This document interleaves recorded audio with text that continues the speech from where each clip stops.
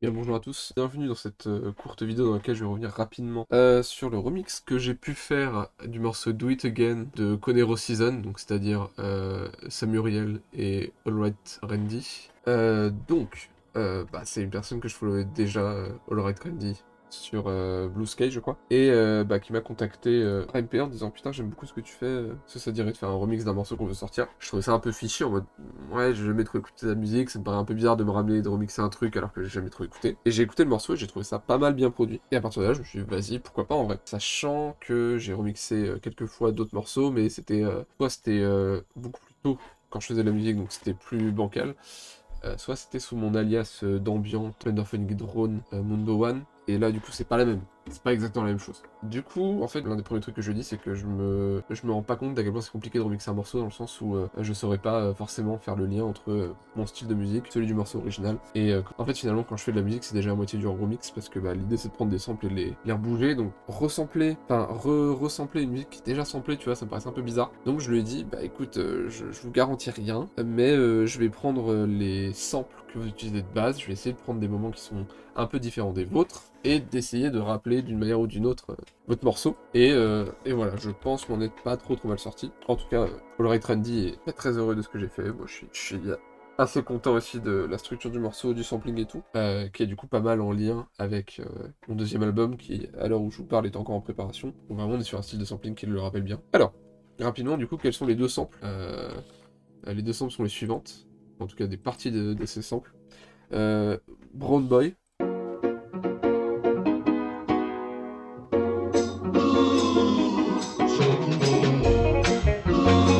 voilà. Et une deuxième, je connaissais aucune des deux, mais la deuxième ça m'étonnait. C'est Don't Start Now, l'instrumental de Don't Start Now.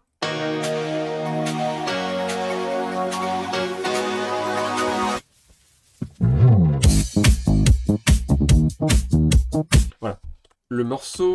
Mon remix final fait, ouais, c'est ça, il fait 3 minutes. Et j'ai voulu reprendre des éléments très similaires au morceau original de It Again, à savoir le sampling de football, enfin, le sampling de sport. Et je me suis dit, en vrai, je vais faire ça, et je vais prendre une sample rigolote, à savoir la sample des commentateurs en 98, quand ils se rendent compte que Zidane vient de mettre un énorme coup de boule à un mec en face.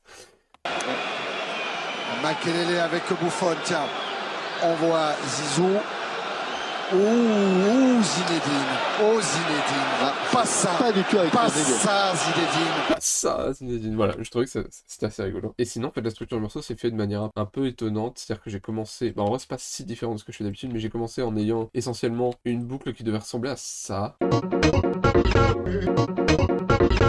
Voilà, donc principalement, enfin, Brownman, vous allez voir, les deux samples sont très séparés en chopping comme en fonction. Et d'un autre côté, j'avais ça en dessous. Voilà, à partir de là, en fait, je me suis dit, si on rajoute des drums, il y a quelque chose, et si on met les deux ensemble, ça marche bien. Les deux se répondent bien, ils sont un peu chacun de leur côté, tu vois. Si tu te concentres un peu dans le morceau, je pense qu'à tout moment, tu peux entendre les deux samples séparément. Genre là.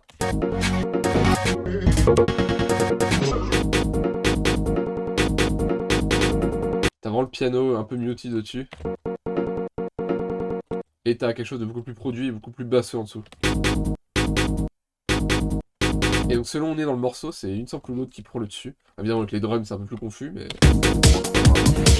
Je propose qu'on passe rapidement sur les différents motifs rythmiques et un peu musicaux qui sont présents, parce que ma musique étant de plus en plus formulaïque entre guillemets, c'est-à-dire que vraiment je me bloque un peu des fois dans un pattern de production, on peut retrouver certains tricks qui sont un peu intéressants à expliquer. Donc l'intro, très simple, c'est l'une des deux samples. Oh, pardon. Et en fait, c'est l'une des deux samples et c'est une version simplifiée du motif qu'on voit là essentiellement. Voilà, ça il faut se dire que ça c'est le motif de base. C'est là qu'on peut venir ajouter des fioritures petites ici. Qui ensuite évolue en ça. Donc ce motif là il est divisé en deux, le motif de base.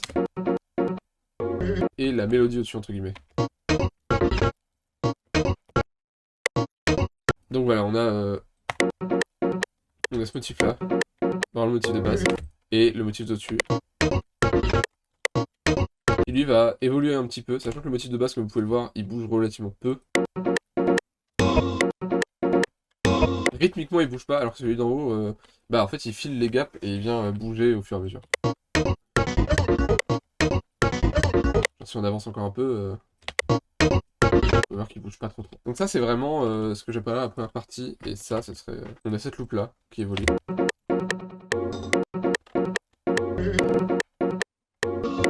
Avec voilà, quelques variations, ça notamment. Qui est un truc que j'aime beaucoup. Remplir le son comme ça, je trouve ça plus intéressant que du délai. Voilà, donc ça, vous avez le premier motif. On en reparlera de ce motif-là parce qu'il réapparaît à plusieurs moments. Et ensuite, on a la loupe d'en dessous. Qui a ça de différent que... Elle intègre des drums. Notamment, vous pouvez voir que j'ai gardé la même petite snare à 2 endroits pour créer du rythme. Là, hop. Et finalement, le dessous, c'est un peu de la... C'est un peu du brodage, quoi. Mais du coup, si on met les deux ensemble... Ça clash un peu, notamment ces 2 samples là. Mais ça fait une bonne boucle, notamment si on rajoute ça ici. Voilà, le silence qui est ici. Une sorte de passe-passe. Et cette loupe là, bon, elle évolue assez peu.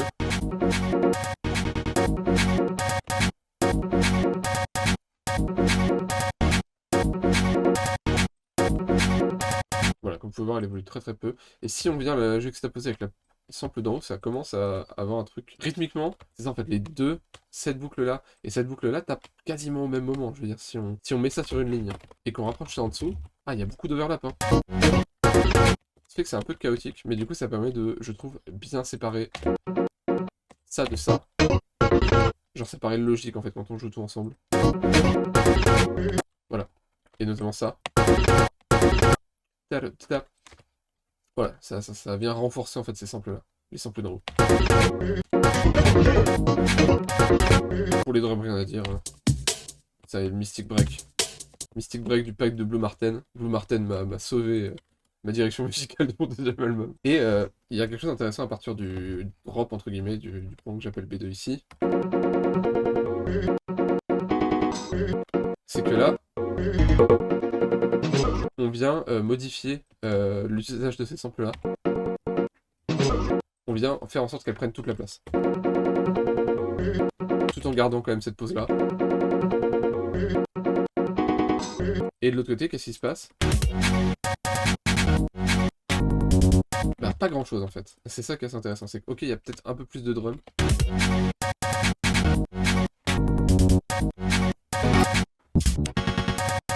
Mais comme vous pouvez voir, il y a beaucoup plus d'overlap.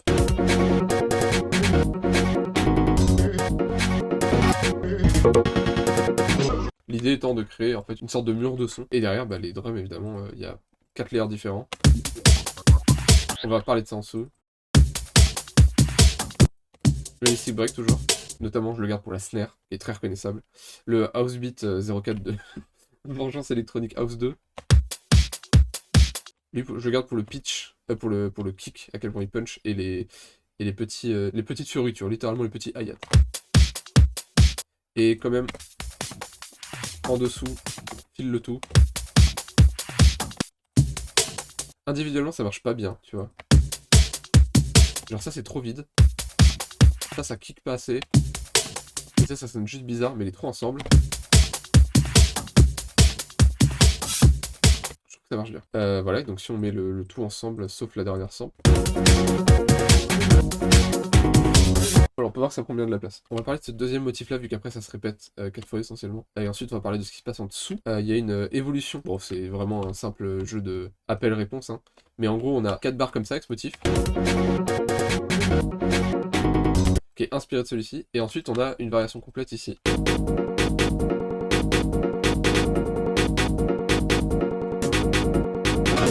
Voilà, ce qui se passe à mon avis c'est que j'ai vraiment dû à un moment prendre une loupe comme ça. Et genre bouger la loupe. Et en fait ça donne ce genre d'idée rythmique. Donc regardons un petit peu ce que les deux font. Bon, l'idée rythmique est très simple là.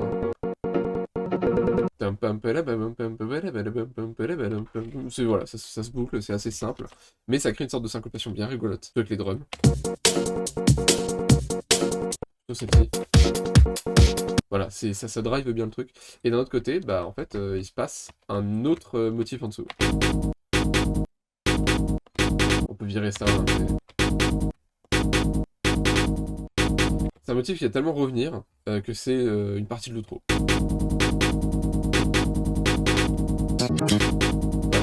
Donc ouais, on a en fait ce motif-là. Si on vient mettre les accents, regarde les accents, il y en a un là, un là, un là, un là, un là, un là, un là, un là, un là, voilà. Et si on met les accents de lui, il y en a un là, un là, un là, et un là. Et individuellement, c'est assez chaotique, hein.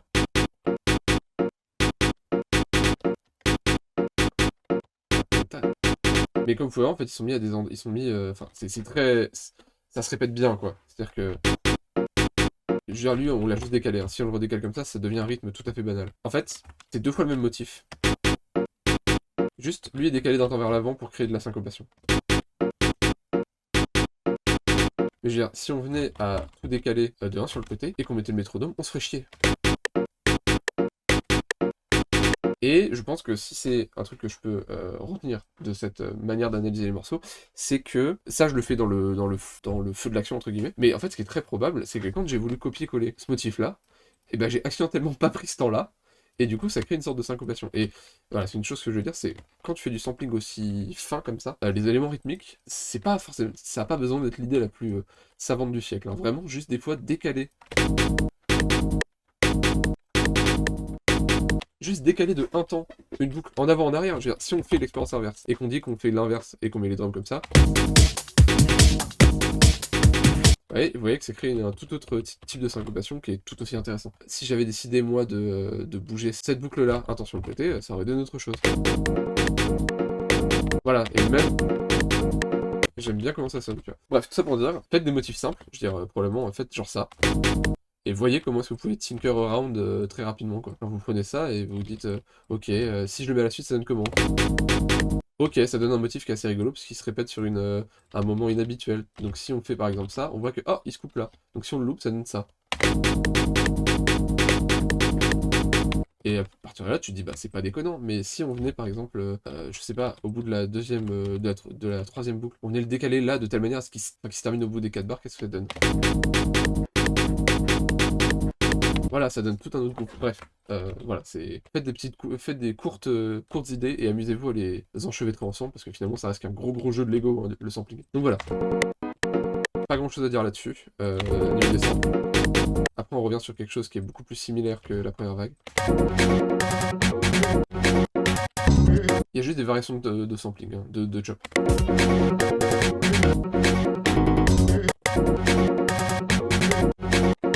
Il y a une évolution qui est que cette loupe là, pour créer de la variation, elle sonne pas du tout comme celle-ci. Et dans cette deuxième boucle là, j'ai ramené le chopping original ici. Pour en fait dire, bon bah c'est bon, on sait qu'on est dans le drop maintenant, si on fait un callback à l'intro, ça va sonner, on va avoir l'impression d'être à la maison entre guillemets, ça va pas être choquant. Voilà, la seule petite variation c'est qu'il n'y a pas de sample ici. Mais sinon à part ça, c'est vraiment du chopping un peu différent quoi.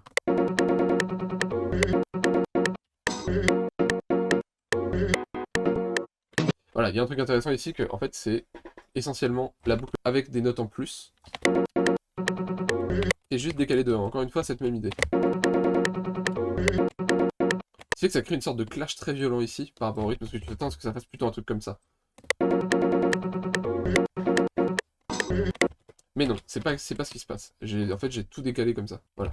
Là, si on met ça... Mais si on le décale comme ça, bah derrière, ça sonne pas bien individuellement, mais on a une sorte de... Voilà, on a une sorte de... Les gaps qu'il y avait avant, ici. Avant, en gros, cette sample-là était là, au moment où le volume monte, ce qui fait qu'on l'entendait bien. Maintenant, elle est vraiment mélangée. Voilà. Et ça, bon, bah ça, c'est quelque chose que j'ai littéralement volé comme si c'était une marque déposée, mais genre, littéralement, c'est parce que j'écoute du Steve Reich que je fais ça. Et je me dis, ok, c'est sympa, mais si on décale de 1, qu'est-ce que ça donne en termes de syncope sympa? Et je veux dire, t'as 10 000 manières d'arriver à cette conclusion. Moi, j'arrive à cette conclusion parce que j'écoute du Reich. Il y en a d'autres qui font ça juste parce que naturellement, ça occure et c'est une idée très très simple musicalement. Loin de moi, l'idée de dire qu'il faut être un compositeur de génie ou alors d'avoir samplé pendant des années pour savoir le faire. Compositeur de génie dans le cas de Reich, hein, je me considère pas comme un compositeur de génie, loin de là. Mais voilà, et ce que vous pouvez voir, c'est du coup, bah, en fait, la sample en dessous, elle est très très basique, enfin elle est très très proche de celle de l'intro, et celle-ci non. Enfin celle-ci du coup donne l'impression... Tu crées l'impression de nouveauté avec littéralement un simple trick. Les docteurs le détestent. Voilà, c'est tout ce que j'ai à dire. Il n'y a pas grand chose à dire là-dessus. Voilà, c'est la même boucle essentiellement ici. Pareil en dessous je crois. Ouais, c'est ça. Voilà, donc si on retourne sur la dernière... Ah, c'est la dernière? Ouais, c'est ça, la dernière boucle ici.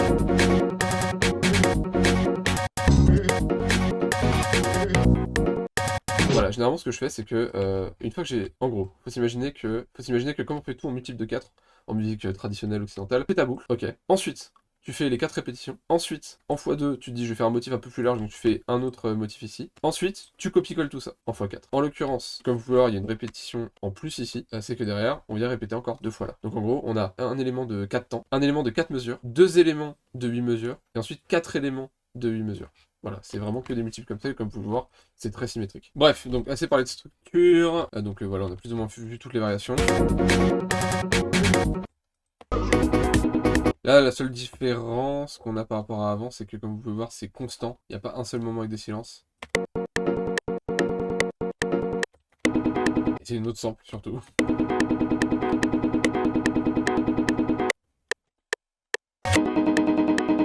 Voilà, on passe d'une sample à une autre. Et pareil en dessous.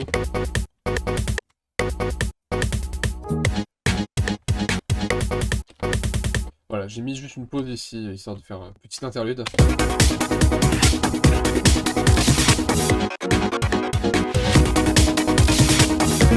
Maintenant parlons de ce qui se passe en dessous. Donc on a déjà tackle rapidement les drums.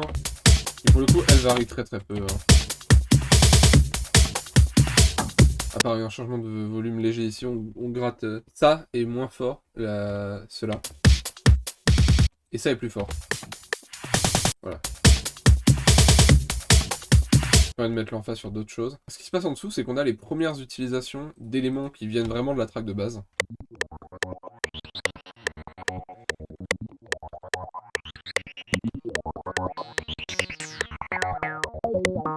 Donc ça, c'est vraiment... comment ? C'est une TB, enfin c'est une sorte de basse acide qu'il y a dans le morceau de base. Au-dessus, c'est la même sample, une octave plus bas, mis à l'envers, sur lequel j'ai mis du délai, du phaser et surtout un gros beat, donc en fait simplement du gate. Voilà. Ça permet derrière d'avoir un petit peu d'évolution. Alors vous pouvez pas l'entendre parce que j'enregistre en mono le son de mon PC. Il y a du panning qui permet en fait au fur et à mesure de l'avancée de ce drop là que tu l'entendes quand même, tu vois. Il se déplace donc ça vient entre guillemets à l'oreille de la personne qui écoute quoi.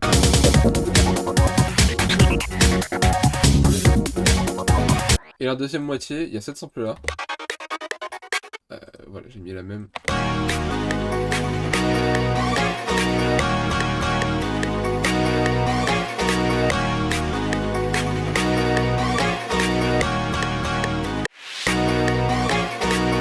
Voilà, qui est l'un des chops de base de la musique, sur laquelle j'ai fait à peu près le même traitement. Pas exactement le même gate. Voilà, ça sonne comme ça. Un finger.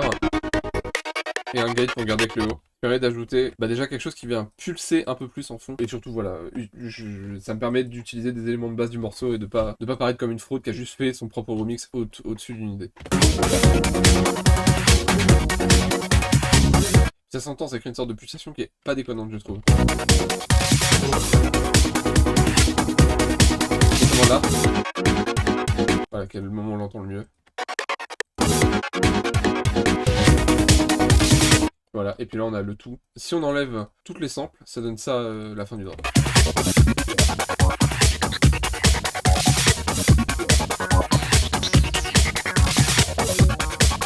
Voilà, donc principalement des éléments venant de la sample de base.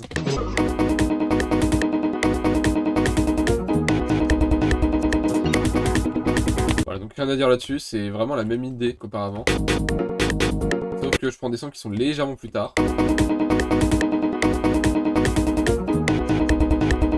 Aussi, ce que vous pouvez voir, c'est que les samples sont très légèrement décalés sur la première moitié. Là, pour le coup, c'est un vrai problème de copier-coller. C'est pas une technique ou quoi. C'est vraiment moi, voilà, qui ai dû...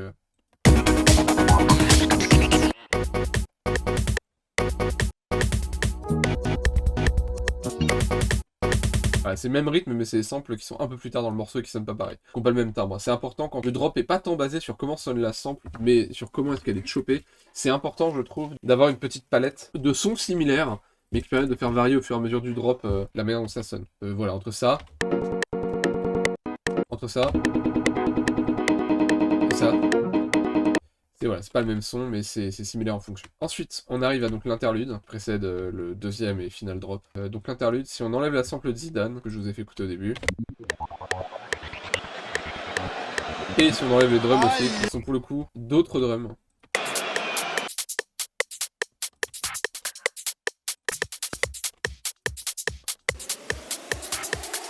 Voilà. On reviendra sur les drums ensuite. Ce qui se passe, c'est juste que au niveau des samples, c'est une extension du deuxième motif du drop. Voilà. Ce qui se passe, c'est juste qu'on vient prendre donc une idée qui est littéralement celle présente ici. Et je viens faire un trick que j'aime bien, que je peux faire que depuis FL Studio 20 ou 21, 20 je crois. C'est que je viens légèrement créer une enveloppe, enfin un fade out à la fin. Petite enveloppe. Plus grande enveloppe. Voilà, comme vous pouvez voir, l'enveloppe est de plus en plus petite. Il n'y a pas grand chose à dire au niveau des chops, hein. C'est la même idée que d'habitude. Voilà, c'est la même idée que d'habitude. Ce qui se passe à la fin, ici, c'est que... Ce qui se passe, voilà, c'est qu'en fait, au fur et à mesure que les samples se jouent, plusieurs étapes, voilà, je modifie l'enveloppe, ce qui donne l'impression que la sample s'ouvre. Ça devient de plus en plus grand. Et répéter, ça crée une sorte de rythmique un peu rigolote.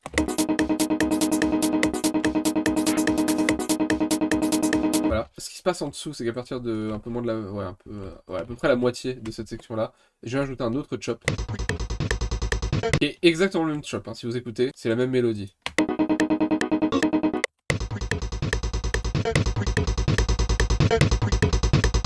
Et voilà, c'est quelque chose d'assez intéressant et d'assez important, c'est qu'en fait, prenez les mêmes éléments rythmiques que vous avez déplacés et regardez juste plus loin dans la sample. Dans FL Studio, ça se fait avec cet outil-là, l'outil Sleep. Vérifiez simplement, si on prend ça, plus tard dans la sample.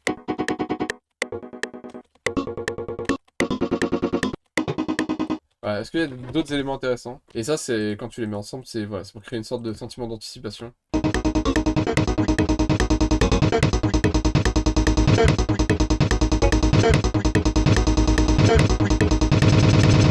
Et voilà, et ensuite, on vient introduire une nouvelle idée qui va continuer dans le drop d'après, c'est ça.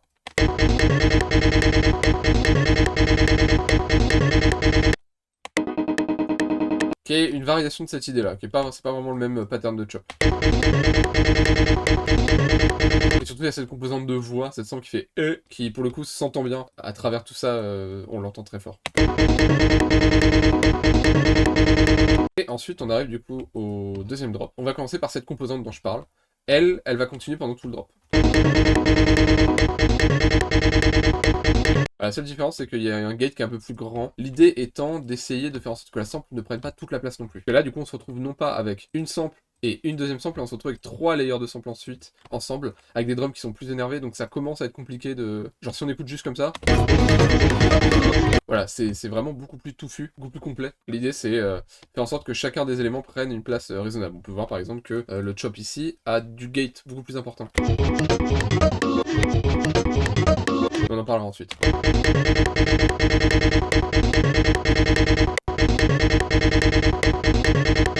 Et voilà, et de la même manière que on avait 4 barres qui ont passé sur un motif B, etc. Là, on fait la même chose, mais sur 8 barres.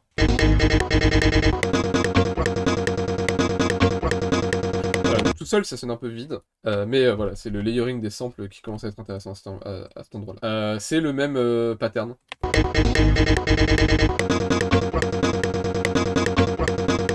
Je pense, hein, sauf si j'ai une connerie, mais je pense que si on met l'un sur l'autre... Ouais, si, c'est ça. C'est le même pattern. C'est le même pattern de chop, juste plus tard dans le morceau. Donc voilà. On est de retour à ça, et dans la dernière répétition, on a une variante de ça, de cette deuxième partie. Donc cette deuxième partie sonne comme ça. Et l'autre variante sonne comme ça.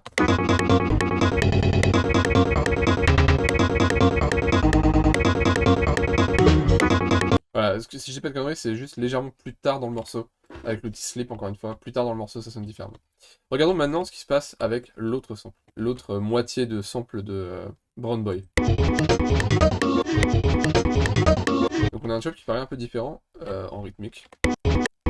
Et pourtant, si on prend que la moitié du haut, normalement ça vous a déjà sauté aux oreilles. C'est exactement le même chop que vraiment l'idée du début même. C'est vraiment la même rythmique. Et en dessous, c'est les fioritures qu'on voyait au-dessus avant. C'est comme ça, plutôt dans le projet. Mais sauf que... je dirais les rôles sont un peu inversés. C'est-à-dire que ça, c'est devenu la base, entre guillemets, sonore. Et ça, c'est un peu devenu la base rythmique. Voilà, ça fait office d'éléments percussifs, et ça fait vraiment office de mélodie, entre guillemets. Là où c'était, je pense, l'avant dans la première moitié, dans le premier drop. Mais voilà, quand on écoute juste ce passage-là, c'est vraiment la même logique. Et si on écoute en dessous, on se rend compte que c'est très similaire à l'utilisation de la sample dans la première moitié.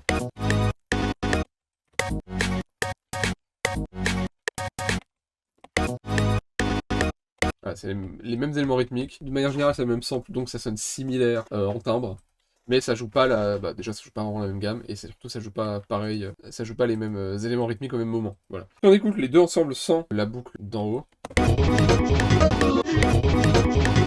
on voit que ça clash beaucoup. Et c'est pour ça que je disais que la sample duo, elle est un peu muted, elle est un peu, voilà, une sorte d'enveloppe. C'est qu'en fait, les trois ensemble clashent pas mal, mais je trouve que ça fait un mur de son qui est pas déconnant, parce que du coup, au fur et à mesure du drop, tu vas avoir tendance à te concentrer plutôt sur un élément plutôt qu'un autre, puis à changer ton attention vers autre chose, machin. Je trouve que c'est assez intéressant. Évidemment, cette loupe-là est là, celle qui captive le plus l'attention, mais je veux dire, si t'écoutes un peu, ces éléments-là, la pala, ressortent très, très fortement aussi. Donc ça, c'était voilà, pour l'analyse un peu rythmique. Il n'y a pas une quantité énorme de variations là-dedans. Ce qui est plus intéressant, c'est cette deuxième moitié-là. Donc c'est les mêmes rythmiques, hein. Même limite, je trouve qu'on entend mieux le pattern rythmique du début, ici.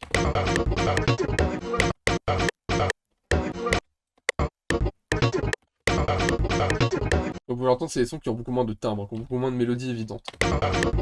On est vraiment sur de la percussion là. Et si on écoute ce qui se passe en dessous, on a cette sample là qui est pas déconnante, le kick ici.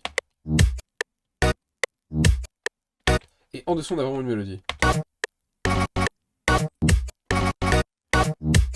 Ce fait que les deux ensemble, quelque chose de très percussif. Même par rapport à la loupe précédente, c'est pas la même chose, quoi. Voilà, quand on parle les deux. Et là-haut, du coup, voilà, on a déjà entendu.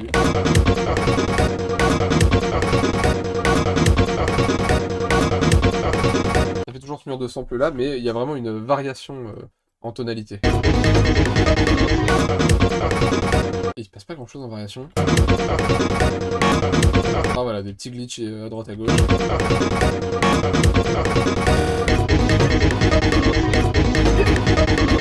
Voilà, des variations de sample. Cette sample là est jouée un peu plus longtemps. Elle est même décalée. Voilà, ici il y a juste une variation en haut et quelques variations rythmiques, mais ces deux éléments là ne bougent pas du tout. Là on a des variations de rythme qui peuvent être un peu intéressantes à écouter.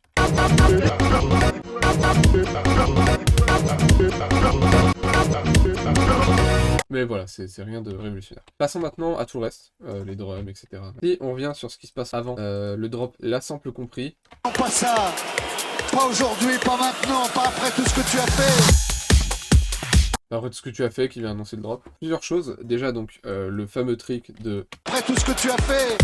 ramener les kicks avant, histoire d'annoncer l'arrivée du drop. Après tout ce que tu as fait. Comme vous pouvez l'entendre, c'est pas très fort. C'est un peu overshadowed par cette blague, entre guillemets. C'est une succession de Pride Snare très rapide. Non, pas après tout ce que tu as fait. Parce que le Pride Snare, c'est hilarant, on va pas se mentir. Et derrière, quelque chose que je fais assez peu, mais en l'occurrence, il y en avait un dans le pack, donc je l'ai fait, c'est que j'ai utilisé le même riser que dans le morceau de base. Non, pas après tout ce que tu as fait. Et ça ajoutait une texture, une tonalité qui, moi, m'allait bien. Aujourd'hui, pas maintenant, pas après tout ce que tu as fait. On enlève ça. Pas après tout ce que tu as fait. Et derrière, j'ai rajouté une crash, chose que je ne fais pas souvent, parce que j'aime pas les crashs. Pas après tout ce que tu as fait. En l'occurrence, ça permettait d'avoir un bon lien. Ça liait bien la fin du riser, le kick qui arrive avant, les snares qui montent, et la crash fait une sorte de résolution à tout ça. Surtout qu'elle est bien longue. Voilà, comme vous pouvez entendre, elle est bien ralentie. En termes de drum, on a plusieurs layers. Alors, on a un kick. Un kick qui clique pas mal. Au-dessus, j'ai enlevé les kicks du Mystic Break, mais j'ai rajouté tous les hi-hats.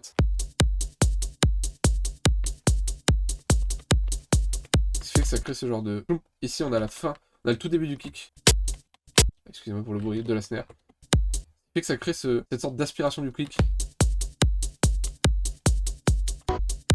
Ah, bonjour vous. Mais voilà, de manière générale, c'est un beat qui est beaucoup plus simple ici.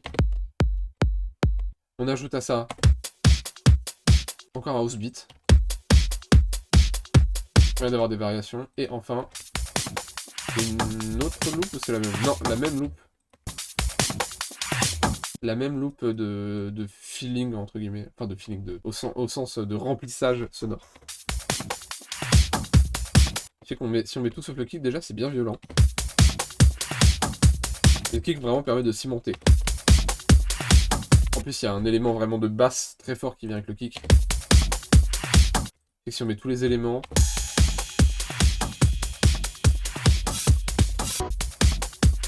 Voilà, sachant qu'il y a assez peu de variations.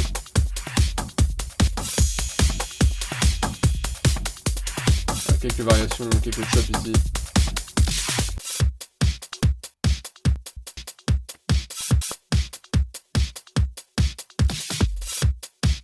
Voilà, rien d'exceptionnel. Et en fond, on retrouve, et on le retrouve dans les deux variations, on a encore cette boucle.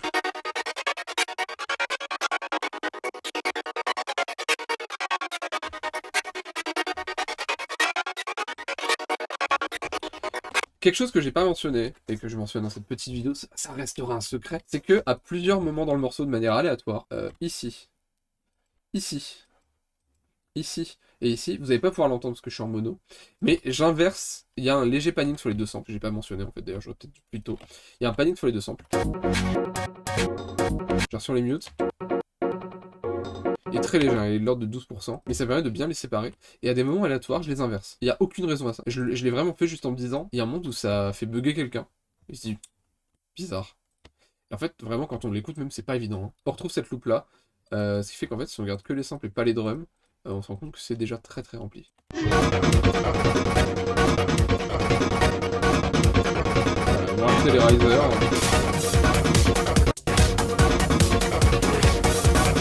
Le drop est très rempli.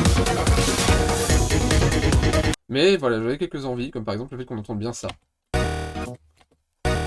Je trouve que c'est une belle manière de terminer une phrase, rythmiquement. Surtout que ça renvoie bien.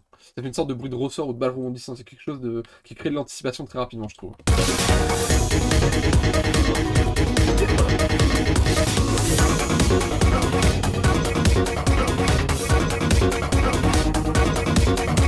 Et on a voilà, quelques variations de chop ici. Voilà, qui font un callback à cette boucle-là.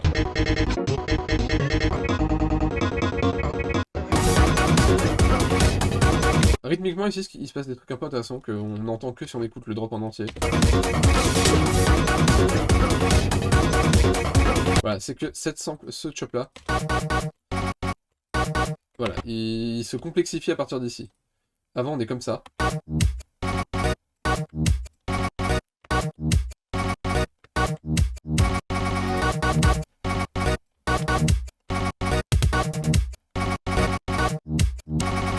Voilà, il y a quelques variations rythmiques qui voilà, sonnent assez amusantes, surtout à la fin du drop, ça permet de créer de la variation. Les dernières samples, qui sont que des moments plus calmes.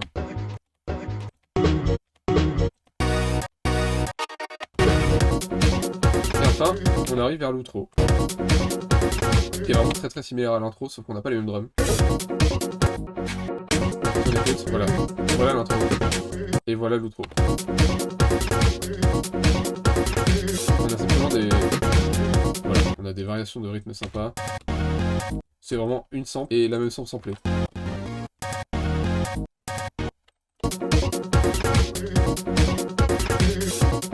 On a des samples qui commencent à se jouer très lentement en haut.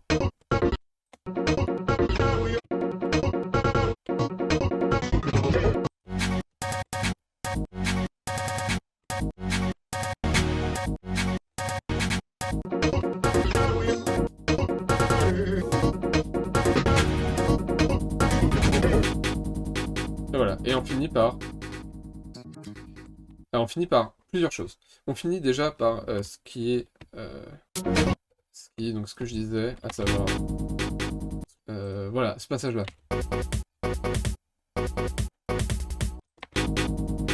C'est un peu plus tard, mais c'est la même sample. Et on va retirer tous les effets.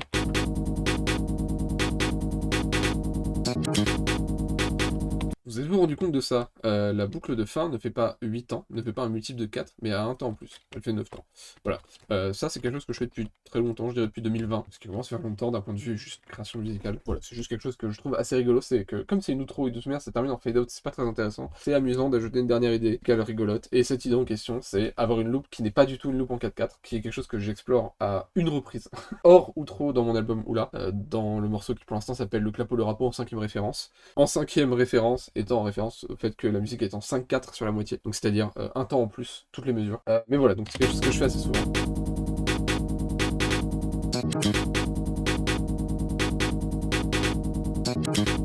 Voilà, il n'y a pas de variation. Il y a juste le volume qui baisse. Et si on enlève ça, il y a surtout ces effets-là qui se ramènent.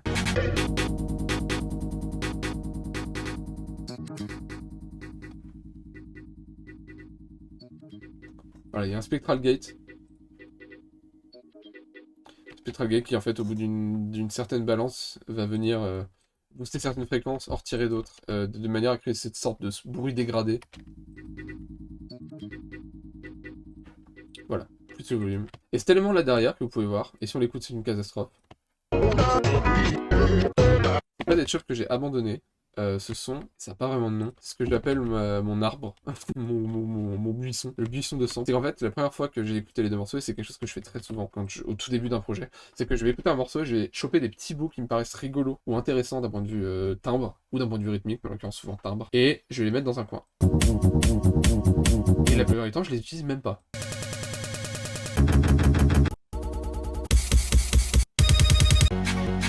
Celui-ci, j'utilise un peu. Lui aussi un peu. Lui aussi. Lui aussi. Et en fait, l'idée en faisant ça, c'est que ça me permet de me créer rapidement des points d'accroche. C'est-à-dire que quand je vais commencer, je vais dire, bah, je vais faire une loop comme ça, je vais mettre le métronome, et je vais dire, bon, bah, on va voir ce qu'on peut faire, hein.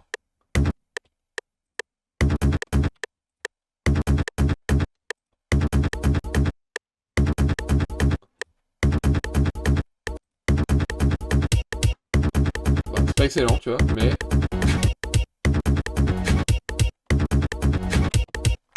Mais généralement, ce qui se passe, c'est que ça commence en étant très gaze comme ça, et au fur et à mesure, j'ai bougé des trucs... Et puis, ça me permet d'avoir une base que je vais venir modifier, etc. Voilà. En l'occurrence, comme c'est l'une des seules fois, vu que je sample, où il y a deux samples différentes, voilà, j'ai fait deux arbres, deux buissons. Celui-ci, on le connaît.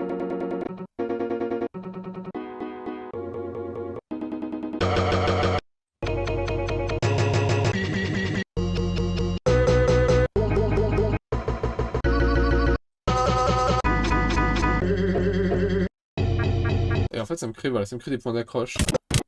C'est que je peux genre... écouter et me dire bon me dire quel sample va avec quoi, commencer à faire des loops, etc. Voilà, généralement ce buisson-là, entre guillemets, il reste à la fin du projet, et c'est pour ça qu'il se baladait. Alors, je me permets de regarder ça.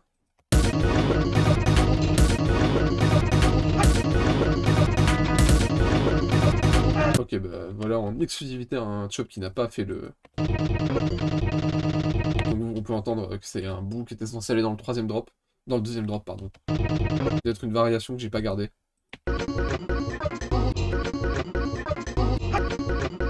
C'est intéressant rythmiquement tout seul, ça.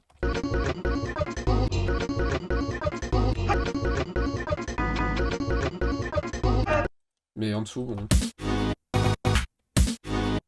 Ouais, c'est pas exceptionnel, je comprends pourquoi je l'ai pas gardé.